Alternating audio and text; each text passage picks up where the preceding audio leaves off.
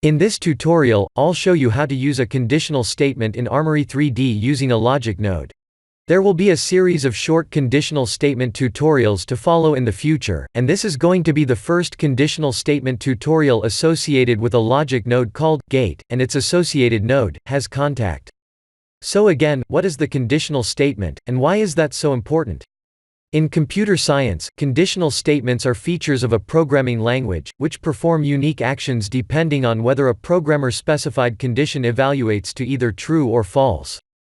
For example, suppose you had a plasma cannon on your spaceship. And your spaceship's plasma cannon can only shoot when you have enough plasma clips in the inventory. So it's fair to say, if you have more than one clip, your spaceship can shoot a plasma cannon. If not, the plasma cannon won't work. So that if is the conditional statement in computer programming. Basically, we're using a logic node to visually program a code that defines what that if is in our game. Another example would be, if the player can jump using a physical impulse node, the player should not be able to jump again once they're in the air.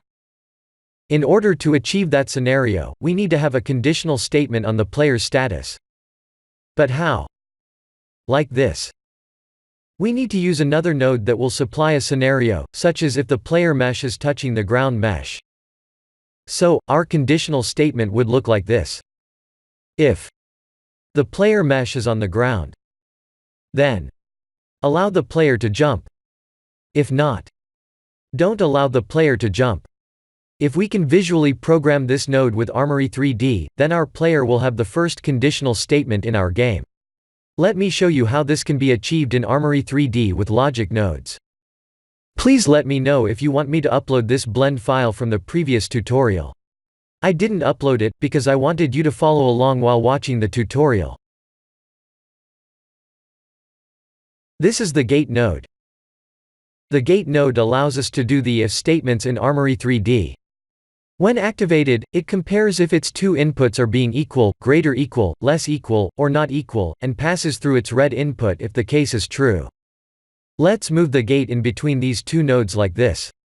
Now, this means the gate node will only process when both nodes on the left are found to be true.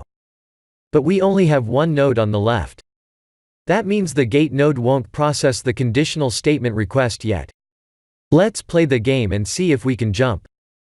Nope, that didn't work.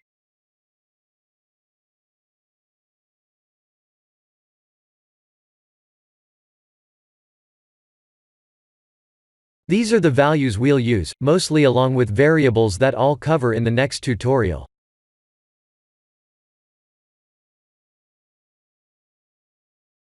Let's add a new node called hasContact.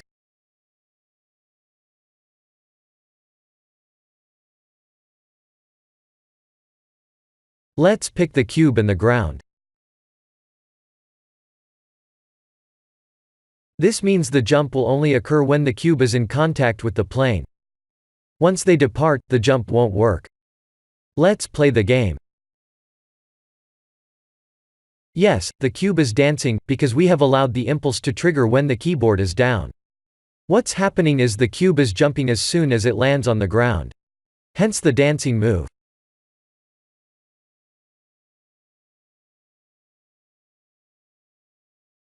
Let's change the setting to started or released. They will only trigger the command once per press. It's working, but the impulse strength is too weak.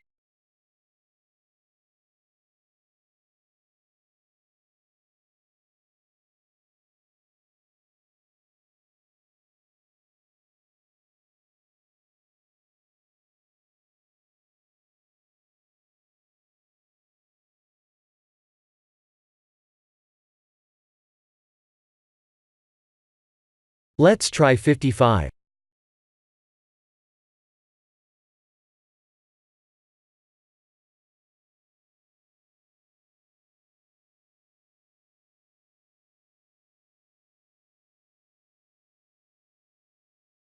$15, maybe? Yes, that's perfect. So we can only jump once now. This is the end of the first conditional statement tutorial in Armory 3D. In the next tutorial, I'll introduce the concept of variables, so we can create a conditional statement like above with variables. Please like and subscribe, if you have enjoyed watching this tutorial. Thank you for watching.